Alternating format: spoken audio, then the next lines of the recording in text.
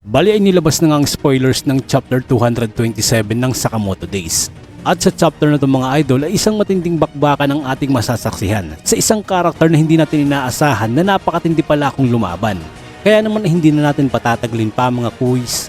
Let's go! 今のお前さんなら Sa pagbubukas ng chapter ay makikita ang pagsugod at pagtalon pababa ng truck netong si Lu Xiaotang, kung saan ay sinabi niya kay Shin na umalis na nga daw sila. Kapwang nag-aalala naman itong sina Aoi at Shin habang sinabi ni Shin na hindi nga daw maaari. Nang makatayo itong kalabang pulis ay dali-dali nitong dinampot ang kanyang baton na agad namang inihampas kay Lu. Mabilis namang nakapag-react si Lu at naiwasan niya ang ataking paparating. Sinabi naman dito ng pulis na sa tingin niya ay hindi na nga daw ito minor de edad nang makitang may iniinom na alak etong si Lu. Sa kabilang dako naman ay makikita itong ibang miyembro ng X-organization na papasampa na sa truck sa kinaroroonan nila sa Sakamoto. At habang mataas ang tensyong nararamdaman netong si Aoi ay nakahanda naman itong si Shin para harapin ang mga papasugod na kalaban. Bigla na lang may humablot mula sa likod ni Shin na talaga namang ikinagulat ng clairvoyant at sinabi pa nga ng humablot sa kanya na nakaharang nga daw siya sa daanan. Walang ano ay bigla na lang itong lumabas mula sa truck at sobrang bilis ang mga pag-ataking ginawa ni Granny Mia, which is talagang napaka-impressive sapagkat hindi natin sukat akalain mga idol na napakatindi naman palang fighter ng matandang to.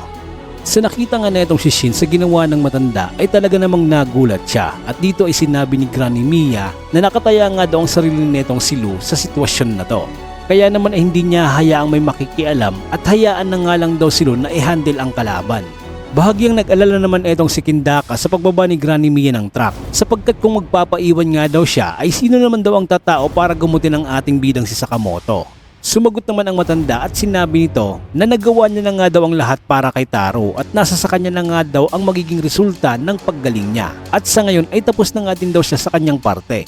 Hindi naman makapaniwala itong si Shin habang sinabi naman netong si Boyle na hindi magandang ideya nga daw itong gagawin nila kung hahayaan nilang maiwan ng isang batang babae at isang matanda. Walang ano-ano'y lumagapak ang isang malakas na sampal sa pisngi netong si Boyle galing sa umiiyak na si Wutang at sinabi nitong ano pa nga ba daw ang hinihintay niya. Huwag nga daw nilang hayaang masayang ang determinasyong ipinapakita ng dalawang babaeng kasama nila at kung hindi ay papatayin niya nga daw itong si Boyle.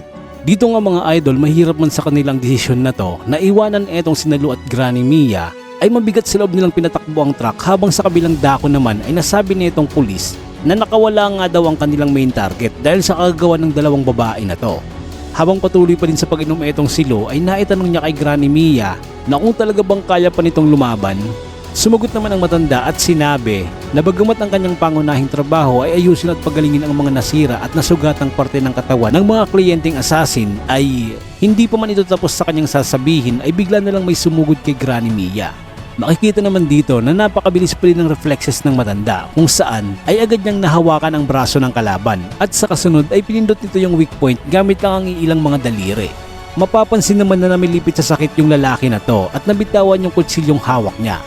Dito ay pasimpleng sinalo ni Granny Mia yung papahulog na kutsilyo at sa sumunod na panel ay wala itong pag-aalin lang ang itinarak ng matanda sa vital point ng kalaban. Dito ay pinagpatuloy ni Granny Mia yung sinasabi kanina at anitoy ang pagsira nga daw sa mga katawang ito ay medyo may pagkamadali rin para sa kanya. Sinabi naman dito ng pulis kay Granny Mia na tutulungan niya na nga lang daw itong maibalik yung lisensya niya kapalit ang pagtalikod sa mga kasama. Subalit sinabi naman ng matanda na unfortunately nga daw ay 10 taon nang nakakaraan since na nag-expired yung lisensya niya bilang isang assassin at baka pumalpak na nga daw siya sa kanyang mga pag-atake. Makikitang may kakaibang naramdaman itong pulis na to at sa paghalungkat niya ng parting may kirot ay nakita niya itong dalawang karayom na nakatusok sa pressure point ng braso niya. Agad naman na namanhid yung katawan ng pulis na to at sa isang iglap ay mabilis din nakapwesto si Granny Mia sa mga balikat ng kalaban. Sinabi din nito na imposibleng maagalaw pa siya sa lagay na yan at kasunod dito ay tinusok niya yung isa pang karayom sa leeg netong pulis. Hindi pa nga nakontento dito yung matanda sapagkat iginilit pa yung karayom sa leeg ng lalaki. Matapos nito ay makikitang natumba yung pulis at habang umiinom pa rin itong si Lu ay talaga namang namangha ito sa fighting skills ng matanda. Naitanong naman ni Granny Mia na kung hindi pa nga ba daw tapos uminom itong si Lu, bigla namang naagaw ang atensyon ng matanda dahil sa pagbangon ng pulis at makikita pa nating bumubulwak yung dugo nito mula sa sugat na tinamo niya sa karayom ng matanda.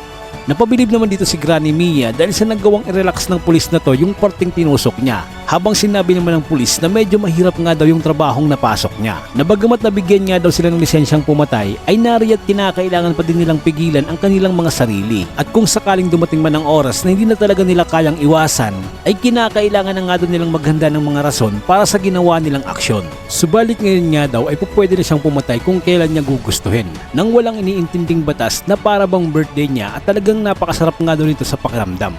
Matapos ng palitan ng mga salita ay bigla-bigla na lang ding sumugod etong pulis gamit ang kanyang modified na baton na ngayon ay naging sibat na may 2 tulis kung saan ay nagawa namang maiwasan ni Granny Mia ang atake na to.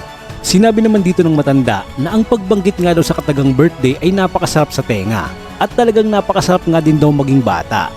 Makikita naman dito ang counterattack ni Granny Mia kung saan ay nagawa niyang maitusok ang karayom sa mismong pisngi ng kalaban. Subalit dito ay ginamit naman ng pulis yung mga ngipin niya para agatin yung karayom at mapigilan ang mas malaki pang pinsala.